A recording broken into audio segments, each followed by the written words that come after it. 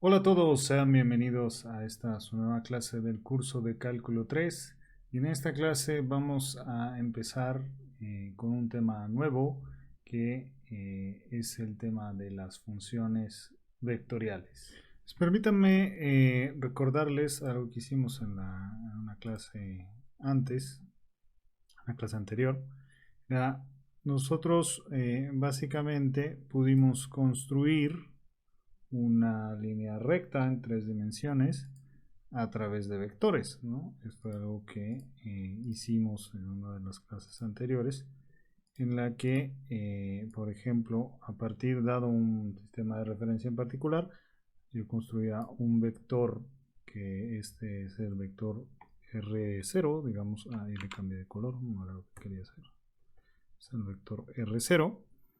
Y a partir de ahí, con la ayuda de un vector director o vector de velocidad, podíamos recorrer la curva, la línea negra con este vector velocidad, pues simplemente sumándolo, ¿no? Ay, disculpen. Este vector velocidad. Y de tal manera entonces que cualquier punto sobre esta curva negra iba a estar dado entonces por un vector aquí pues con amarillo, a ver si se distingue, no se distingue mucho, a ver si con otro color lo logramos distinguir mejor, a ver cómo me va a poner azul, mejor.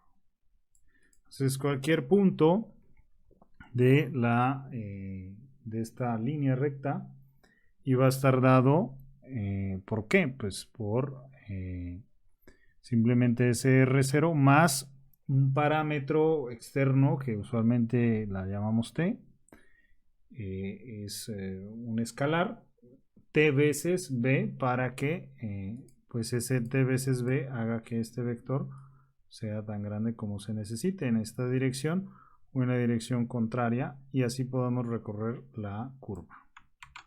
¿Sale? Y entonces así es como parametrizamos una recta en tres dimensiones usando vectores.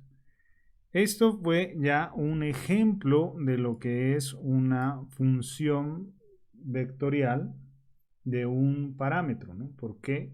¿Por qué? Porque aquí ustedes ven que para cada valor de t yo tengo un vector diferente. Es decir, el vector para t igual 0 es r0 y para t igual 1, por ejemplo, es este vector que es la suma de R0 más B, ¿verdad? Entonces, ya tenemos una idea preconstruida de lo que es una función vectorial. Les recuerdo que ustedes en sus cursos anteriores se formaron una idea de lo que era una función. Una función es una, a ver, ustedes seguramente lo recordarán mejor que yo, pero ustedes tenían algún parámetro, vamos a llamarle t, un parámetro t, y vaya, en el eje vertical tenían una f de t, ¿verdad? De tal manera que una función pues era una cantidad, digamos, en un dominio T0, T1, por decir algo, en el que pues esta función le asignaba para cada valor de t un valor a la función. Ejemplo típico, pues f de t igual a t al cuadrado, ¿no? La función x cuadrado o t cuadrado, ¿no? Es muy típico hacer, esta era la representación que ustedes tenían de una función, y eso es una función en una dimensión, donde f es una función tal que de los reales nos envía también a los reales, ¿no? Porque a todo número en este dominio o en este intervalo, pues nos asigna un valor acá en esta curva. ¿Sale? Entonces, esa es la idea que yo supongo ustedes tenían de funciones, digamos, escalares o en una dimensión, una función que agarra un número real que estaría en este eje cualquiera y le asigna un número en este otro eje que, bueno, en el caso de la función que estoy pintando nada más estaría hasta aquí, ¿no? Que ese sería pues el rango de la función, ¿verdad? Entonces, pues claro, eso es les estoy recordando lo que pues, ustedes ya seguramente vieron y saben mejor que yo. Ahora, vamos a pensar en que nos vamos a permitir entonces hablar de extender esta idea, pero con tres funciones diferentes. Una era f, la otra es g, y pues no tiene que ser la misma curva, puede ser otra curva.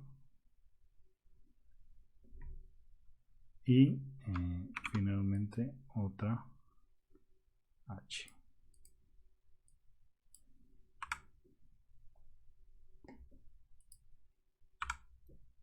Vamos a pintarla así, por decir algo. Entonces, estas son tres funciones de una dimensión. Esto de aquí era un ejemplo, así que lo borro. Son tres funciones de una dimensión, digamos. La f, la g y la t. La f, la g y la h. En un cierto rango, un cierto intervalo, que de nuevo hacen exactamente esto mismo. Yo envío de los números reales, los envío también a otro número real, pero solo a uno, es decir, a un punto aquí, y perdón por ser repetitivo, pero es que esto va a ser importante, un punto de aquí le corresponde, la función hace que le corresponda un punto y un único punto, eso es importante, acá, ¿verdad? Es decir, es una función que a cada valor de t le corresponde uno y solo uno en el valor de g de t, digamos. Y así. Entonces, con estas tres, yo podría pensar en construir, porque recuerden que al menos los vectores en tres dimensiones, pues son cantidades con tres entradas, ¿no? Entonces yo podría pensar en qué pasa si junto f de t, g de t y h de t, ¿verdad? ¿Qué pasaría si junto eso? Ah, pues resulta que ahora estoy formando una función, ¿verdad? Vectorial, que déjenme la llamo r de t, porque pues, ya estamos más acostumbrados a verla de esa manera. Entonces, esta función, fíjense, me envía de r, de cualquier valor de acá, o sea, de los reales, en principio, no necesariamente son todos, estamos pensando en un intervalo o en todos los reales, ¿ok? A tres numeritos en R, ¿no? Que son los uno para F, uno para G y uno para T. Y esto usualmente se representa simplemente como R3, ¿verdad? Y entonces vamos, de los números, de un único número a tres números. Y eso es lo que se conoce como una función vectorial de un único parámetro. ¿Cuál es el parámetro? Pues el parámetro aquí es obvio, el parámetro es t, ¿no? Entonces voy, en este caso, de un número y a cada número, a cada valor de t, le voy a asignar un vector. Al igual que inicié esta clase con el ejemplo de la línea recta, que ya lo habíamos manejado y en el que es muy claro, en el que a cada valor de t le corresponde un vector. Permítame irme al plano tridimensional y para ejemplificar un poco las ideas que he estado comentando en esta clase. Entonces, yo tengo tres funciones, f, g y h, que son funciones de una dimensión, pero si las junto formo una función de tres dimensiones. Entonces, ahora se me convierte en un vector, o es una función vectorial.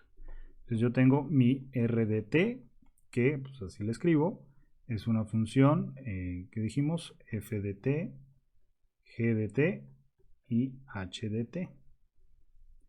Entonces, ¿cómo representarla? No necesariamente es fácil, pero voy a intentarlo aquí. Yo, para r de t0, digamos, voy a tener un vector. Este sería el r de t0. Entonces, para un valor de t0 corresponde este vector. Para otro t, pues corresponde otro vector, ¿verdad? Entonces, para otro valor de t, digamos, que corresponde este vector. Y este sería r de t1, digamos. Y podría, pues, como en la línea recta, pues a ver, para otro t, para un t2, pues otro vector por acá. Estoy tratando de pintarlos, oye, imagínense pues que esto es obviamente un plano, pero pues, estoy tratando de representar una figura en tres dimensiones. Y entonces este sería r de t2, ¿verdad? Y entonces la figura que forma el continuo de todos los t's, pues va a ser, pues sí, en general algo arbitrario. Déjenme lo pinto acá. Pero esa es una curva en tres dimensiones, ¿no? Es más, déjenme ver si la puedo cambiar de color. Eso es. Eso es una curva en tres dimensiones. Nosotros estamos muy acostumbrados a eso porque es la manera en la que describimos la posición de una partícula, ¿no? A cada valor del tiempo le corresponde una posición en el espacio, ¿no? Aquí estamos pensando en tres dimensiones, pero obviamente esto es lo mismo para 4, 2 dimensiones. O sea, simplemente el numerito de entradas de nuestro vector va a cambiar de 3 a 4, de 3 a 2, como el número de dimensiones que corresponda. Como lo más típico y conveniente por ahora es hablar en tres dimensiones, pues los ejemplos los estoy dando en tres dimensiones. Entonces, ¿qué es la manera en que nosotros describimos, por ejemplo, la posición de una partícula, ¿no? Entonces, esta curva azul bien podría ser la trayectoria que sigue una partícula conforme se mueve en un espacio tridimensional en el tiempo. Entonces el parámetro, pues obviamente es el tiempo, el t, ¿no? Y de nuevo, ¿qué es lo que lo hace una función vectorial? Lo hace el hecho de que tengo un único parámetro que permite entonces ir desde un único valor de t a tres entradas de un vector, que son la parte que estoy ejemplificando aquí. Entonces voy de un número a los vectores, ¿no? De un parámetro voy a un vector en tres dimensiones. Espero que eso quede claro. Y esta asignación es única para funciones bien comportadas, es decir, para un único valor de t le corresponde un único valor de r, ¿vale? Que ustedes pues saben que por lo menos para a la hora de hacer física, pues las funciones bien comportadas son las que nos interesan. Veamos entonces un ejemplo. Entonces vamos a ver un ejemplo, es un ejemplo muy sencillo. en el que vamos a ver, tenemos la función r de t dada de la siguiente manera: 3t al cuadrado en la dirección y más 2t a la 3 en la dirección j más t menos 2 en la dirección k. Y las preguntas son: encuentre r a tiempo 1, r al tiempo 2 y finalmente r al tiempo 0. Entonces, ¿qué tenemos que hacer? Pues reemplazar la t en el primer caso, la t por 1. Entonces aquí tengo 3, 1 al cuadrado en la dirección y más 2, 1 a la 3 en la dirección j más 1 menos 2 en la dirección k. ¿Qué me daría? Pues me daría 3 en la dirección y más 2 en la dirección j menos 1 o menos k en la dirección, bueno, en la dirección menos k. ¿Sale? En el caso en el que t vale 2, aquí tengo 3, 2 al cuadrado en la dirección j y, perdón, más 2 por 2 a la 3 en la dirección j más 2 menos 2 en la dirección k, ¿verdad?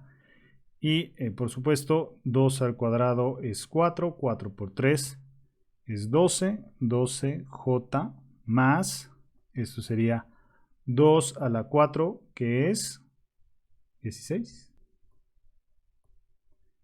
más 0, ¿no? Porque 2 menos 2 es 0. Entonces, y aquí, pues fíjense, es la misma función vectorial, pero son dos vectores diferentes. Este en r igual a 1 tiene, por ejemplo, componente en la dirección z, mientras en r igual a 2 no tiene componente en la dirección z o en la dirección k, ¿verdad? Entonces, pues esto nada más para reforzarnos la idea de que a cada valor de t le corresponde un vector diferente. Y finalmente 3 por 0 al cuadrado j más 2 por 0 a la 3 en la dirección j más 0 menos 2k, que me daría simplemente menos 2k. ¿Sale? Entonces, como ven, a cada valor de t le corresponde un vector diferente en las funciones vectoriales. ¿Sale? Entonces, ahora usando mi graficador favorito, si graficara esta función, es decir, si agarrara en un intervalo varios valores de t y me fijara la gráfica, la curva, la trayectoria que está siguiendo esa función vectorial, pues obtendría para este ejemplo la curva azul que ustedes ven aquí, ¿no? Este es de nuevo el eje X, este es el eje Y y este es el eje Z, ¿no? O sea, este es Y, J y K, ¿no? Y pues la trayectoria que ustedes ven es más o menos esta curva. Y esto es lo que se le conoce como trayectoria o curva en 3 dimensiones, ¿no?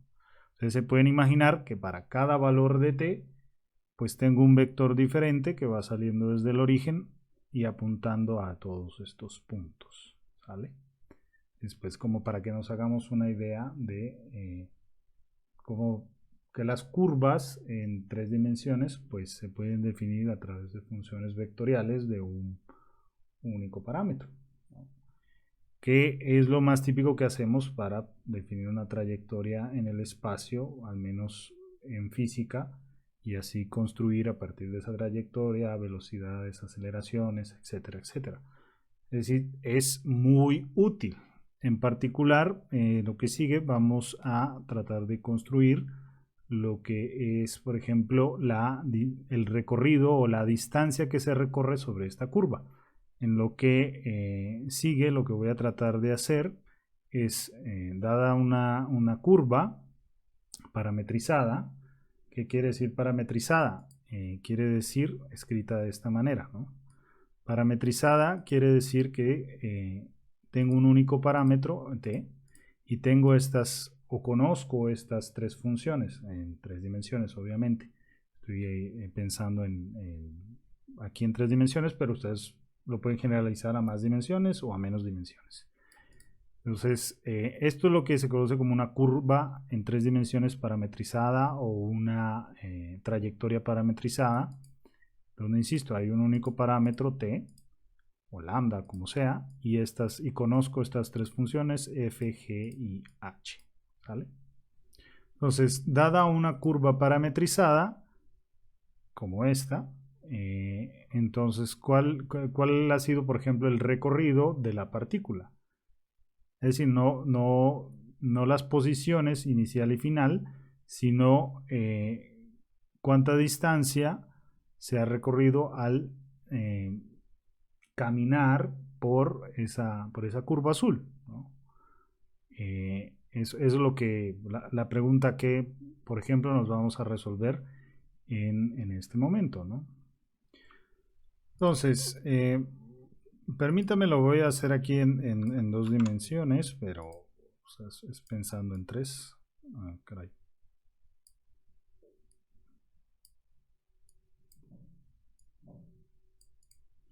Yo entonces tengo, por ejemplo, voy a pensarlo así, tengo un vector R para el tiempo t, ¿verdad? De una curva arbitraria. Y si cambio el tiempo un poquito, un delta t, pues voy a tener otro R, ¿verdad? Aquí lo voy a exagerar. Entonces este es R de t más delta t, ¿verdad? Este es R de t y este de acá es R de t más delta t. ¿Sale? Y entonces eso me va a permitir definir o por lo menos saber pues, cuál sería, por ejemplo, este vector de acá, ¿no? Este vector rojito, pues cuál sería. Pues es muy obvio, ¿no? Geométricamente, este vector es R de t más delta t menos R de t, ¿verdad? Eso pues, ya es muy claro, ¿no? Entonces, la longitud de este vector, o un delta de longitud, pues ¿qué sería? Pues sería la magnitud de ese vector, ¿verdad? ¿Y cómo calculamos la magnitud de ese vector? Ustedes ya lo saben, ¿no? Es la raíz de la componente x de ese vector al cuadrado, del vector rojo, más la componente y de ese vector al cuadrado, más la componente z de ese vector al cuadrado. Lo cual la componente x, pues es f, ¿verdad? Entonces es f de t más delta t, ese sería este, menos la componente x de este, menos f de t, todo elevado al cuadrado, más la componente y elevado al cuadrado, que sería g de t más delta t, menos g de t. Recuerden que lo estoy hablando del vector rojo, estoy calculando la magnitud de ese vector rojo, más h, ¿no? La componente z de t más delta t menos h de t al cuadrado, ¿verdad? Y la raíz de todo esto. Eso me da la magnitud de este vector rojo. Entonces ya ustedes se podrán imaginar para dónde vamos con esto. Vamos a tratar de hacer ese delta t lo más chiquito posible. Entonces vamos a multiplicar y a dividir por delta t, ¿verdad? Toda esta función. Entonces yo multiplico y divido por delta t. No he hecho nada, esto es un 1, entonces no he hecho nada.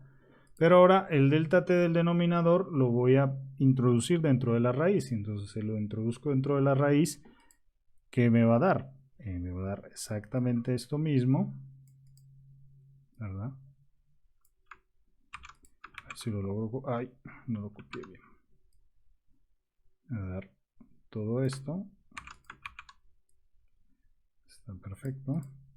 Partido entre delta t, ¿verdad? Y si lo pongo dentro del cuadrado, pues aún mejor, ¿verdad?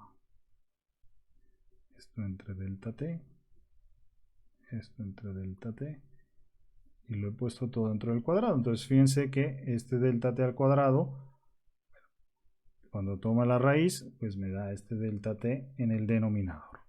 Y esta raíz, pues también debería yo extenderla por delta t, y esto es delta o sea, la longitud de este vector. Entonces, claro, cuando tome el límite, en el límite, cuando delta t tiende a 0, o cuando haga ese delta t muy pequeñito, pues ¿qué voy a obtener?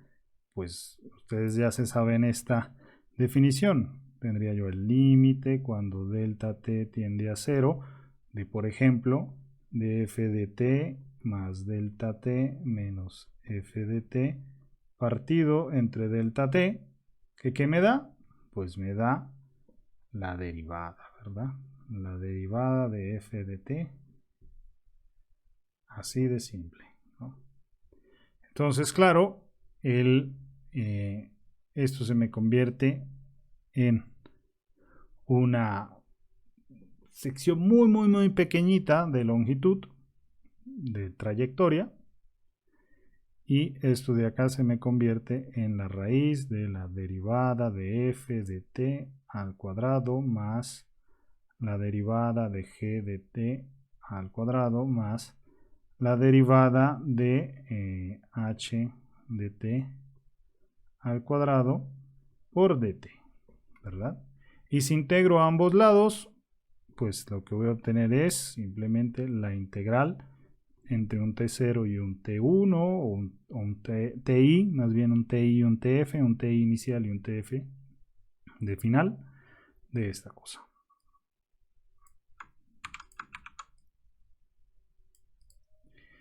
Y esto es lo que conocemos como longitud de arco, que mide justamente, como yo les decía acá,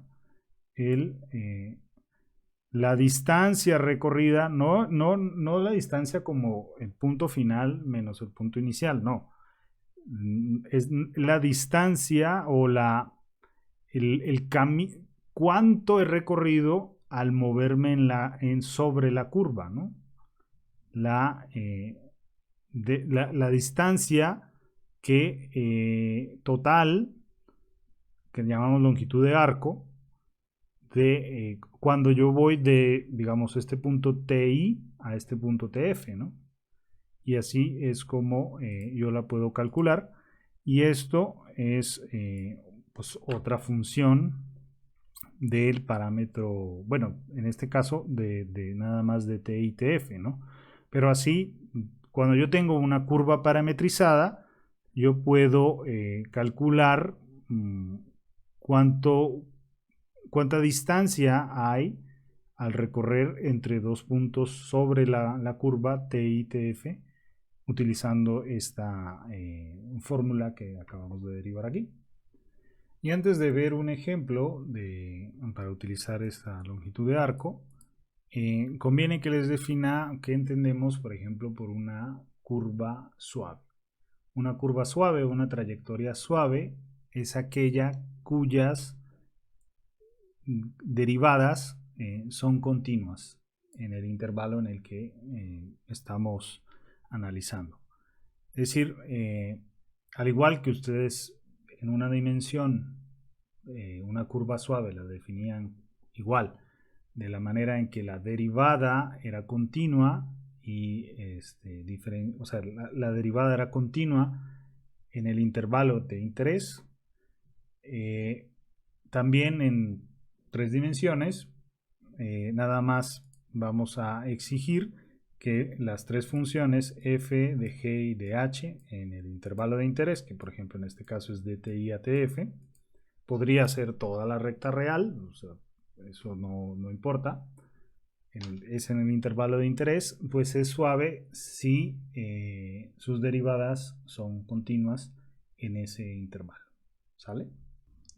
Veamos un ejemplo. Este es un ejemplo 2, sea la curva r de t parametrizada de la siguiente manera: a coseno de t en la dirección y más b seno de t en la dirección j más b por t en la dirección k. ¿Sí? y encuentre la longitud de arco de esta curva C, digamos, esta curva C. La longitud de arco, encuentre la longitud de arco entre t igual a 0, o eso es lo que nos piden, y t igual a 2pi. Entonces vamos a calcular la longitud de arco en t igual a 0 y t igual a 2pi. Pero conviene que veamos, por ejemplo, cuál es una gráfica de esta curva. Entonces, invocando, ya saben, a mi graficador favorito, lo que obtenemos es algo así más o menos. Es una hélice que, claro, en el plano, si yo la viera desde arriba, en el plano X y Y se ve como un círculo, pero al tener esta componente Z que va cambiando también conforme cambia mi parámetro, pues entonces se va moviendo, haciendo este movimiento de hélice. Entonces fíjense, de nuevo, todas las ideas que hemos estudiado en esta clase. Para cada valor del parámetro tengo un punto diferente en esta curva, ¿verdad? Tengo diferentes puntos y le corresponde para cada valor del parámetro un único vector sobre esta curva. La curva es, por supuesto, el conjunto de todos estos puntos en este plano tridimensional. Y ahora vamos a calcular su trayectoria más bien su longitud de arco entre t igual a 0 y t igual a 2pi. Entonces, ¿qué tenemos que hacer? Pues utilizar la formulita que ya hemos derivado, que está acá arriba. Y pues de ahí construimos L, ¿no? Va a ser muy fácil. Ti es 0, tf es 2pi. Las derivadas son inmediatas, entonces es la raíz de la derivada de f, esto es coseno, que me da seno, pues aquí me daría a seno de t elevado al cuadrado más la derivada de g, que en este caso es b seno de t, ¿verdad? Y, perdón, aquí me equivoqué, esto es a. Esto es a, perdón, este es el único que es b. Disculpen. Esto es a, entonces aquí me da a coseno, bueno, menos coseno, pero como está al cuadrado voy a poner coseno de t al cuadrado, más la derivada de b, t, simplemente me daría b al cuadrado, ¿sale? De t. Entonces, como ustedes ven, pues aquí tengo a al cuadrado, seno al cuadrado, más a al cuadrado, coseno al cuadrado. Puedo, digamos, sacar como factor común a, y seno al cuadrado más coseno al cuadrado me da 1. Entonces, esto simplemente me da L, es la integral de 0 a 2pi de a al cuadrado la raíz, ¿verdad? Más b, perdón, más b al cuadrado, a al cuadrado más b al cuadrado de t, ¿verdad? Y claro, esto no depende de la integral, puede salir, y la integral de 0 a 2pi pues simplemente me da 2pi. Así que esto es a al cuadrado más b al cuadrado por 2pi. Y esa es la trayectoria que recorreríamos, más bien, perdón, la longitud de arco o el camino que recorreríamos al ir sobre toda esta función que graficamos acá, ¿no? Que teníamos acá. Entonces, al recorrer esa curva, pues justamente el camino toda la distancia que recorreríamos, toda la distancia efectiva, pues sería nada más el radio de la circunferencia, o el perímetro de la circunferencia, que es ese 2pi por a, ¿verdad?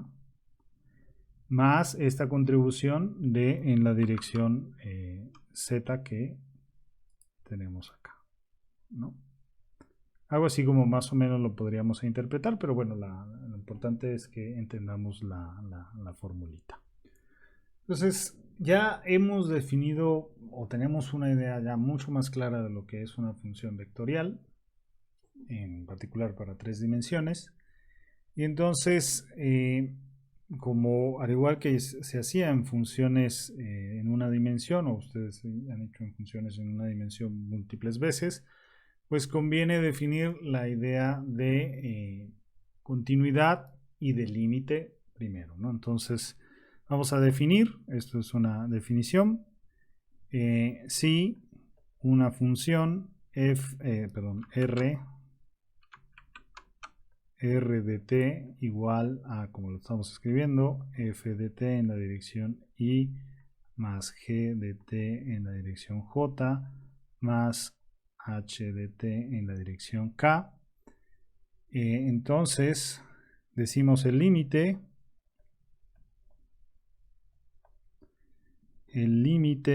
cuando t tiende a de r de t lo vamos a definir como el límite de sus de cada una de las entradas de la función vectorial, ¿no? El límite cuando t tiende a de f de t de i más el límite cuando t tiende a de g de t en la dirección j más el límite cuando t tiende a de h de t en la dirección k.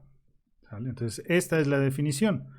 El límite de una función vectorial con un parámetro t es lo mismo que el límite individual de las funciones que componen cada una de sus direcciones, es decir, de la función f, de la función g y de la función h, que son, como veíamos desde el principio, las entradas de la función vectorial. De tal manera entonces que si el límite cuando, por ejemplo, ¿no? T tiende a de f de t es, digamos, el valor a x, y el límite cuando t tiende a de g de t es el valor a y, y el límite cuando t tiende a de h de t es a z. Por lo tanto, si estos son los límites individuales, es decir, estos son los típicos límites que ustedes ya conocieron desde hace ya un buen rato, porque estos los tuvieron que haber visto en sus cursos de cálculo anteriores, que son en una dimensión. Entonces, esta es una función en una dimensión.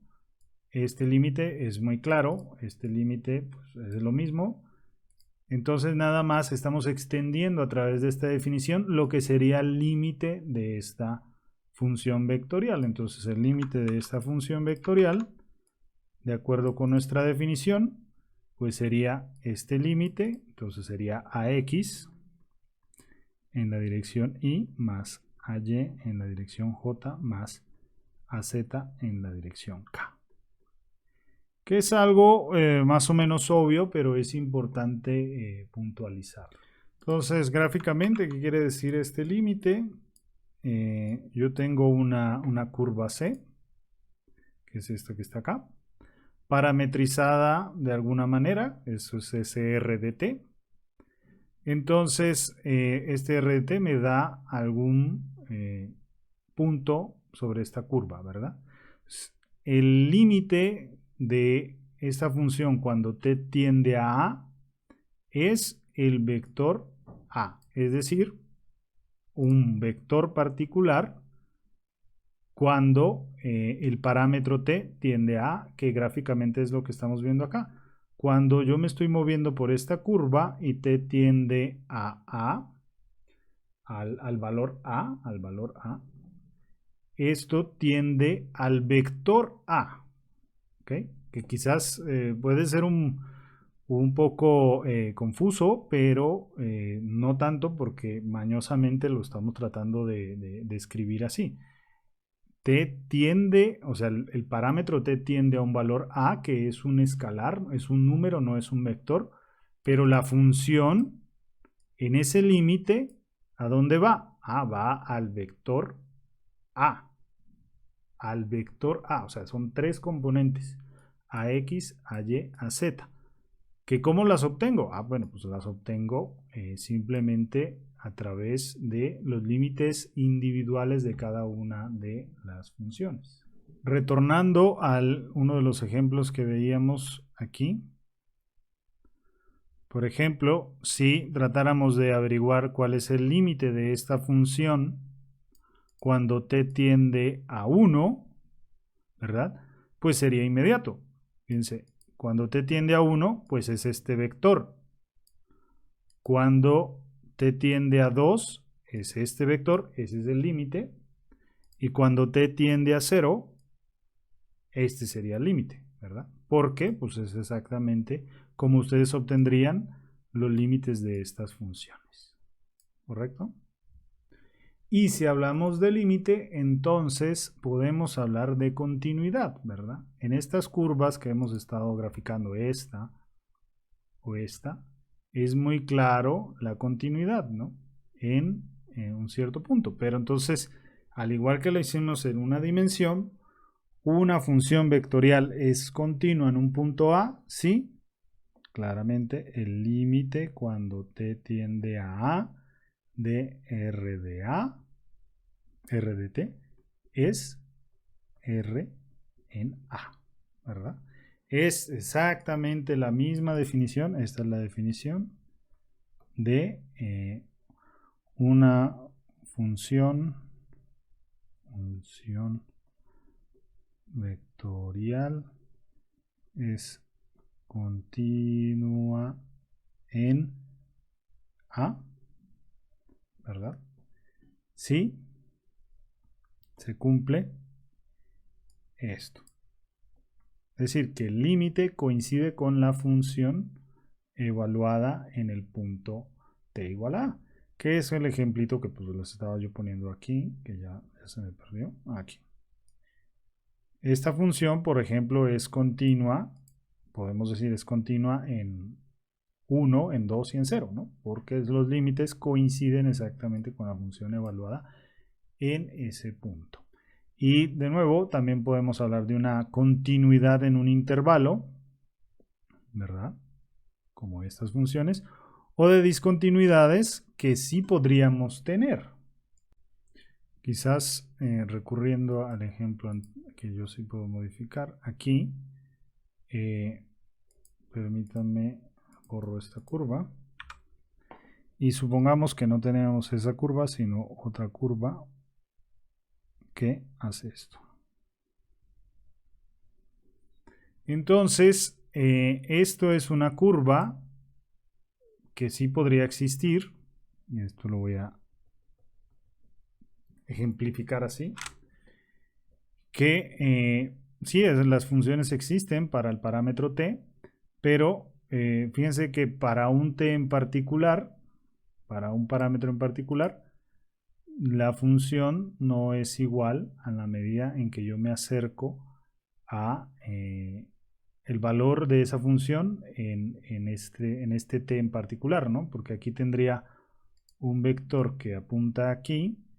Cuando yo me acerco por este lado tengo un vector, tengo una tendencia, pero cuando yo me acerco por este lado tengo otra tendencia, ¿verdad? Entonces esta función no es discontinua, ¿no? Porque no cumple justamente con este criterio de que el límite es igual a la función evaluada en ese punto, la función vectorial, por supuesto, aquí gráficamente. Entonces, ¿cuál es la noción de límite? Por ejemplo, aquí en RT0, que sería este vector.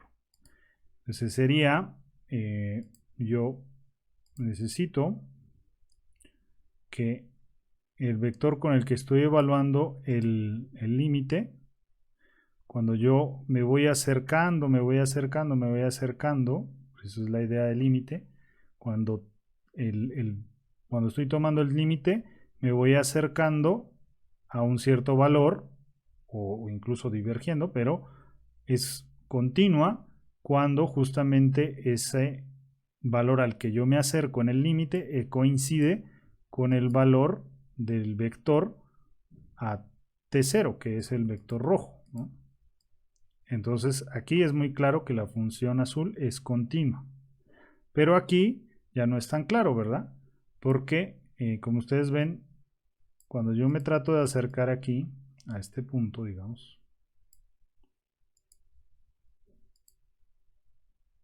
o más bien acá, pues, la función se hace discontinua, ¿verdad? Yo, cuando me estoy acercando por acá, el límite de la función es esta,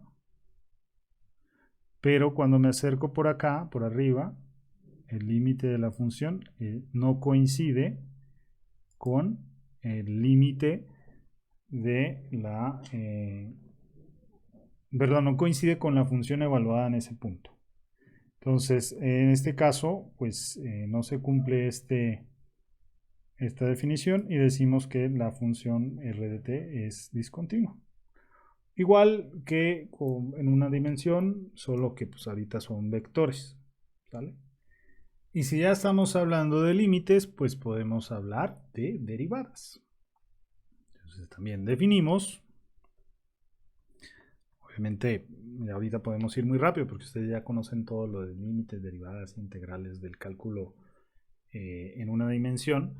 Aquí nada más es que tengan conciencia de que estamos extendiendo a 3 parámetros, a 3 entradas diferentes para construir un vector en 3 dimensiones y por eso las definiciones son inmediatas, ¿no? Entonces, vamos a definir la derivada de un vector r con respecto a un parámetro como r' de t o también como de r de t. Esta ustedes la conocen porque pues es, digamos, la velocidad como el límite cuando delta t tiende a 0. ¿De qué? De 1 entre delta t de r de t más delta t menos r de t. Que ya habíamos medianamente introducido en este ejemplo, aquí, cuando estábamos calculando la longitud, ¿verdad? Nada más que aquí me fijé en lo que ustedes ya habían entendido por derivada en una dimensión, pero acá, si ustedes, esto es simplemente, la derivada va a ser este vector partido entre delta t, este vector rojo partido entre delta t, cuando delta t tiende a 0. Esa es la derivada de una función vectorial. Que claro, como consecuencia, pues ¿qué es? Pues esto es, si yo tengo parametrizado, vaya, si esta es la definición de derivada, que me quedó mal. Si esta es la definición de derivada que tengo, entonces, si r de t es igual a f de t en la dirección y más g de t en la dirección j más h de t en la dirección k, entonces esta derivada, también yo me estoy yendo muy rápido porque sé que esto lo han visto y es muy, digamos, también intuitivo para los que ya han visto cálculo 1 y 2, ¿no? Y también para los que han visto física, que yo esperaría que a estas alturas pues sea el caso.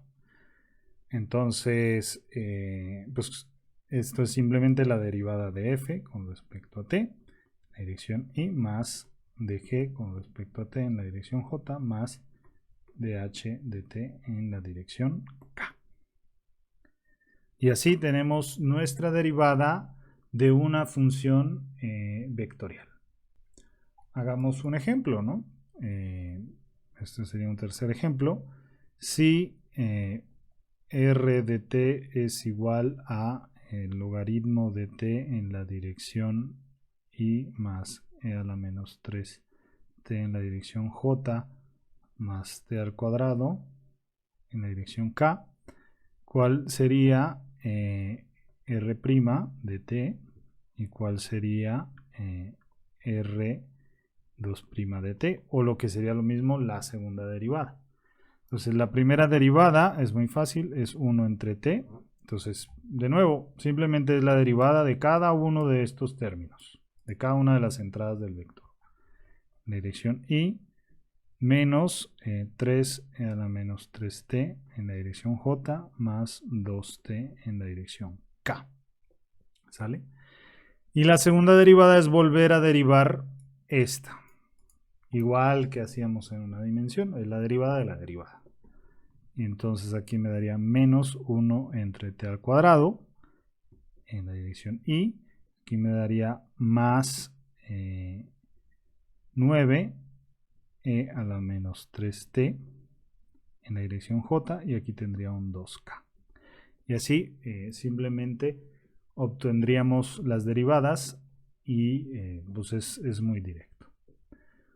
De la definición, ustedes, y esto se los dejo ya para finalizar, cuáles son las propiedades de las derivadas, y los dejo a ustedes para que las demuestren en su casa, es muy fácil. Entonces, si yo tengo dos funciones vectoriales, si r de t es una función vectorial, si r y v de t son funciones vectoriales del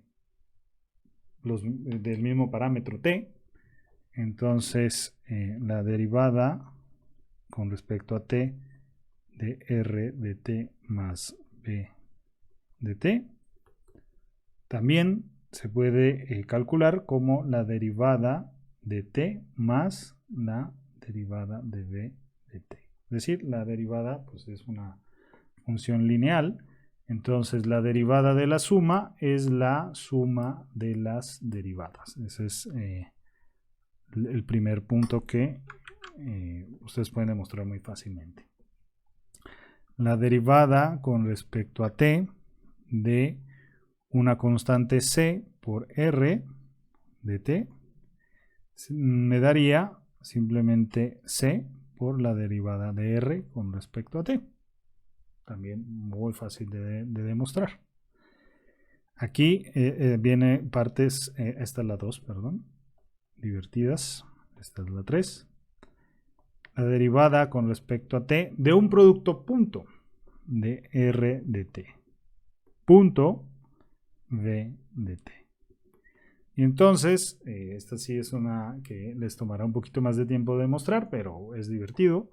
Nos daría r punto la derivada de v de t más dr de t punto v. Es decir, estamos usando pues la regla de, aún para el producto punto, no es obvio, pero ustedes lo demostrarán, que puedo utilizar la regla del producto en las derivadas, ¿no?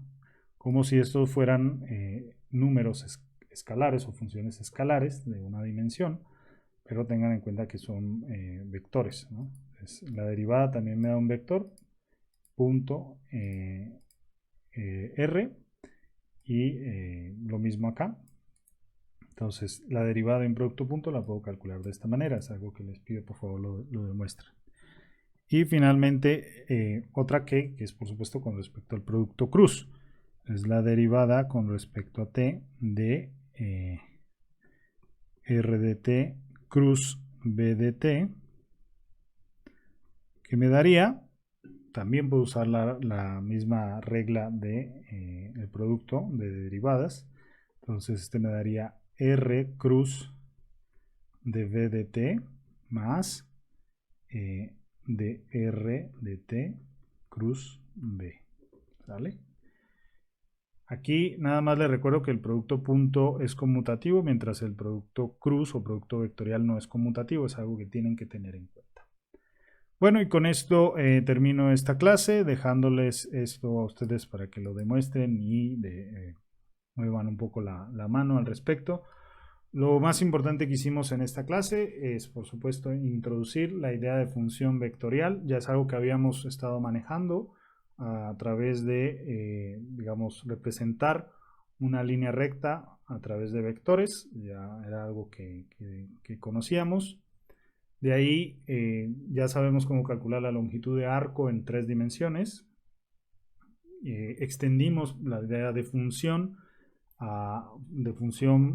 no solo en una dimensión, ahora es funciones vectoriales en 3 dimensiones, como lo vimos en esta clase, o en 2, o en 3, o en más dimensiones de 3, dependiendo del número de entradas que tengan sus vectores.